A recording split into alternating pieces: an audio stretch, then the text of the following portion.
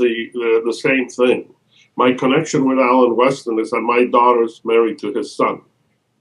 Okay. And it was at his funeral. Alan Weston is I think, as I mentioned, the father of privacy law, modern privacy law. Well, Uh, you don't seem too happy with his work. no, no, his work is magnificent, but the one thing that I was disappointed in is that he wouldn't entertain any conversation whatsoever that put the issue of privacy into the debate I as to see. whether it's desirable or undesirable. He just wouldn't talk about it whatsoever, not with me. So the interesting story that I relate in that paper is that I was at his funeral in February, and Okay. I met I met Weston's partner, who is a lawyer in Washington, Yeah. Okay. uh, Bob Belair. So we got to talking and says, listen, privacy, you're a privacy advocate, I said to him. And he says, yeah. And I said, well, privacy's a crock.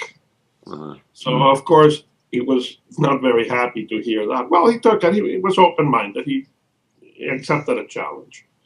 So he said, I'd like to hear your evidence in support of your thesis and to cross examine you on it. I mean, being lawyers like to cross examine everything. They would cross examine an automobile running down the street if they could.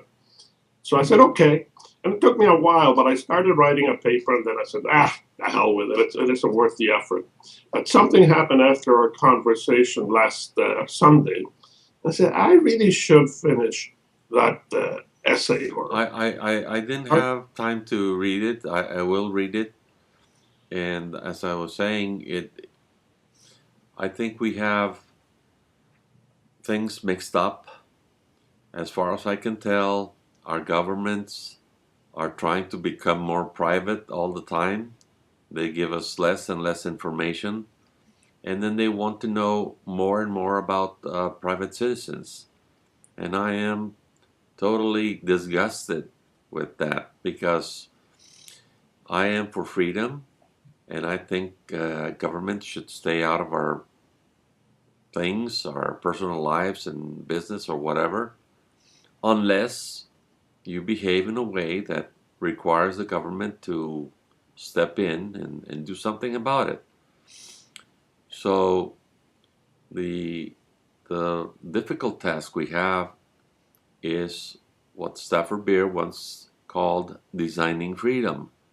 How can we meet this contradiction between design, which means constraining, and freedom, which means being totally able to act as you please, as long as you're not hurting or harming others. So it is a very interesting way, I think, to exemplify what cybernetics is all about. Um, Cybernetics is more used to dealing with contradictions, with opposing forces, with opposing values. And this is something that perhaps people need to understand.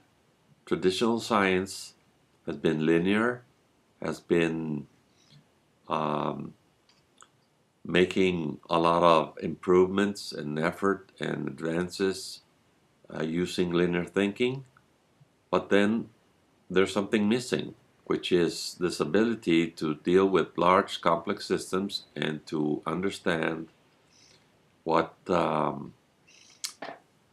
how the real world, the living world, is built through opposing forces, contradiction, sometimes called homeostasis. mhm. So, uh, in the case of freedom and designing freedom, the Constitution of the United States is still a good model, but I think that it is not being implemented the way the founding fathers intended. And to me, I see the issue in terms of systemic efficiency. And I don't mean efficiency in the way that what works in the hell with principles, which is what most people talk about when they say efficiency. I'm talking about how do we have effective systems that really work well together. So for me, privacy becomes an issue of information. And I think, again, going back to Stafford Beer, he's a useful person to go back to because he sort of brings a lot of ideas together that are the subject matter of what you and I talk about. But information is, the most important thing to a system because it's through exchange of information that the parts and component parts of a system are able to organize and work together as a unit, as a whole. So it comes down to a very simple proposition to me. Well, does privacy enhance or inhibit the flow of information? And if it inhibits the flow of information, which I think is more or less self-evident. I mean, if you don't have information or the right of privacy as defined permits an individual to tamper by censoring and editing and withholding or choosing selectively what information about him or herself is disclosed, you're impairing the flow of information. So I see it as an information issue. And in that paper that we're talking about, I try to look at the issue of privacy as to why does it exist. And of course, it's a protection against abuse by the Court of Star Chamber back about 400 years ago in England. That's how it all started in modern history in any event. And I see that privacy is a shield against abuse by others. If I don't give them information about myself, and that includes the government, then I'm able to protect myself from abuse by them upon me. So I looked in the paper, I looked and said, okay, so we have privacy because we need to be protected from abuse of power. That's really what it comes down to. And the power may be governmental, or it may be just some other individual. And the question I ask is there a better way for us to protect ourselves from abuse without impairing the need for free and total and transparent information flow for the sake of effective governance of the system? Okay. And that's what it comes down to. And I say, yes, of course there is. My answer is full transparency. In other words, everything about every event, every person, everything is recorded robotically and accurately. So we have much greater information flow. And the old proposition, if the old proposition is garbage in, garbage out when it comes to systems, particularly computer systems. And I say, well, the obverse of that is good information. The better the information in, the better the output out of the system. And in essence, that's my argument, that privacy is an impairment to information flow, and information is the lifeblood of all systems, particularly government and systems and democracy. But what let's say, regions of personal behavior would be private in your view? None or some? Your, say, family life? Does it have to do with the government messing around? What areas do you think are being kept away from the government that should not be, that should be, let's say, public or allowed to go into the information flow? And what things are becoming public without us agreeing to that, without us accepting that? What is going on with the government that's gathering information about us without our permission? Yeah. Well, to be quite honest, I don't have the answer for that as yet.